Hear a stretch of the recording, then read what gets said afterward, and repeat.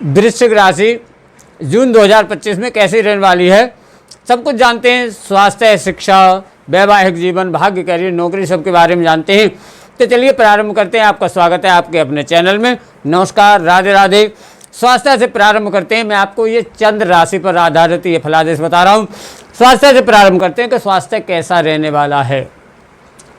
वृश्चिक राशि यानी वृश्चिक राशि के स्वामी मंगल, और मंगल आपके बैठे हुए हैं 9th हाउस में, और मंगल का जो गोचर है वो आपका 7 जून से चेंज होके 10th हाउस में आ जाएंगे। तो स्वास्थ्य का यहाँ पर देखा जाए, पेट से संबंधित आपको थोड़ी सी परेशानी इस समय पे रह सकती होती है। आप अपने खाने पीने का ध्यान रखें। जैसे गैस से संबंधित आपको जैसे गैस बनना, एसिडिटी, इस टाइप की चीज़ें आपको रह सकती होती हैं। लीवर से संबंधित आपको समस्याएं थोड़ी रह सकती होती हैं, डाइजेशन से संबंधित। तो आपको क्या है, खाने पीने का इस समय पे मेन बात से ध्यान रखना है। यात्राओं में कहीं जाते हैं तब तो आपको विशेष रूप से खाने पीने का ध्यान रखना है। इम्यूनिटी का थोड़ा सा आपको ध्यान रखना है। स्वास्थ्य वैसे कोई बड़ा इशू कुछ भी नहीं है, छोटी मोटी समस्याएं रह सकती होती हैं। स्वास्थ्य लगभग सही रहने वाला होगा। यहीं पे अगर पंचम स्थान में देखा जाए कि शिक्षा, जो विद्यार्थी हैं, शिक्षा कैसी रहने वाली है। पंचम स्थान के स्वामी जो बृहस्पति हैं वो आपके अष्टम भाव में बैठे हुए हैं, और पंचम स्थान में आपके शनि का गोचर चल रहा है। तो यहाँ पर आप ध्यान से समझिएगा, पंचम स्थान में शनि का गोचर है तो डिले करते हैं। शनि थोड़ा सा डिले करते हैं, किसी भी चीज़ को आलस दे देते हैं। तो इस समय पर क्या होगा, शिक्षा में लगभग शिक्षा आपकी सही रहेगी, लेकिन थोड़ी सी भ्रम जैसी स्थितियाँ बन जाएंगी, भ्रमित हो जाएंगे आप। उससे आपको बचना है। भ्रम जैसी स्थिति नहीं आनी चाहिए। मन लगा करके रखें आप, मन लगा करके आपको शिक्षा करनी है, मन लगाना है। इस समय पर बहुत अच्छा रहने वाला होगा। कुछ बदलाव करना चाहते हैं तो जून के वैसे बाद में ही करें, शिक्षा में तो ज़्यादा बढ़िया रहेगा। जून का महीना उतना अच्छा शिक्षा में कुछ बदलाव के लिए, कोई विशेष उसके लिए उतना अच्छा नहीं दिखता है। इसी के साथ यहीं पे अगर पंचम स्थान में ही प्रेम संबंधों की बात की जाए, लव रिलेशन की कैसी रहने वाली है, तो शनि का गोचर है, बृहस्पति आपके अष्टम भाव में है यहाँ पे। तो पार्टनर को इस समय पे थोड़ा सा पार्टनर जिद्दी स्वभाव हो जाएगा, जिद जैसी देखी जाएगी, और उनके अंदर गुस्सा भी देखी जाएगी थोड़ी सी, ऐसा हो सकता है। आप भी अपनी वाणी पर कंट्रोल रखें। आप भी कुछ ऐसा बोल सकते हैं जिससे संबंध खराब हो सकते हैं यहाँ पर।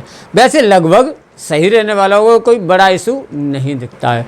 यहीं पे अगर सप्तम स्थान की बात की जाए, वैवाहिक जीवन कैसा रहने वाला है, वैवाहिक जीवन वृश्चिक राशि वालों का, तो वैवाहिक जीवन के स्वामी शुक्र तो 6ठे स्थान में है, और सप्तम स्थान में बुध और सूर्य बुधादित्य योग बना के बैठे हुए हैं।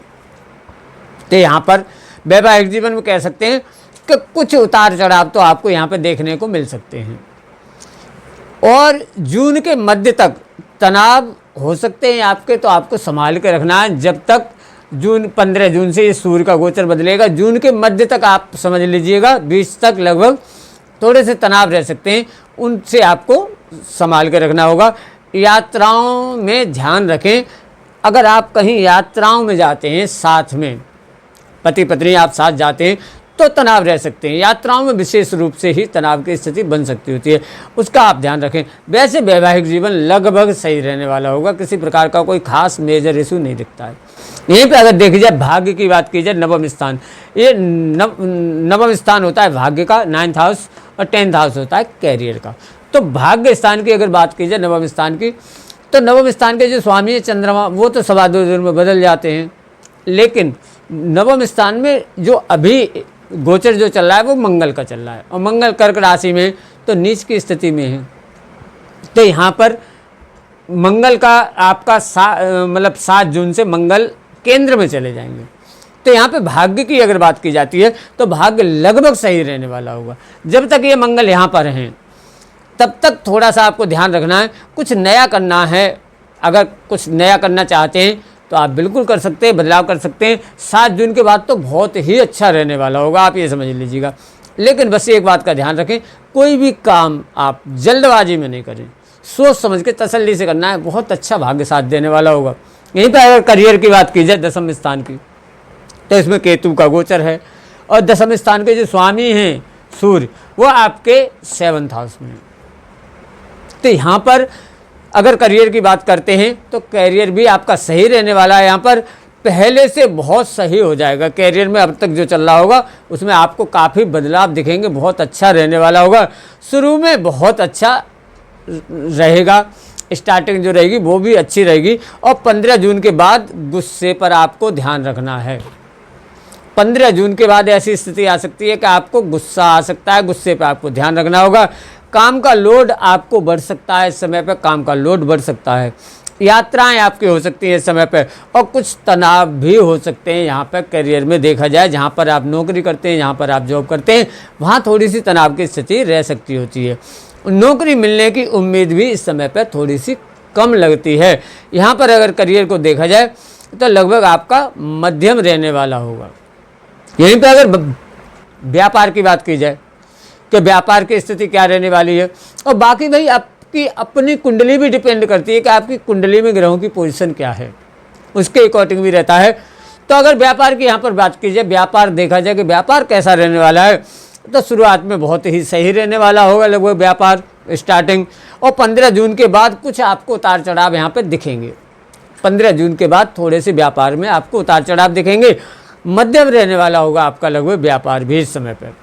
लेकिन आपको इस समय पर क्या उपाय करने चाहिए ऐसे जिससे कोई समस्याएं खास नहीं रहने वाली हों।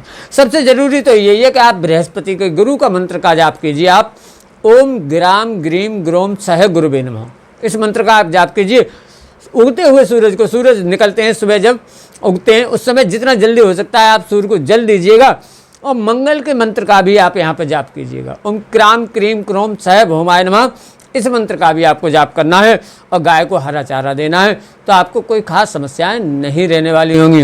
वीडियो कैसी लगी लाइक शेयर और कमेंट भी कीजिएगा। चैनल पे अगर नए हैं तो सब्सक्राइब भी कर लीजिए। इसी के साथ मैं वीडियो समाप्त करता हूं। नमस्कार, जय माता की।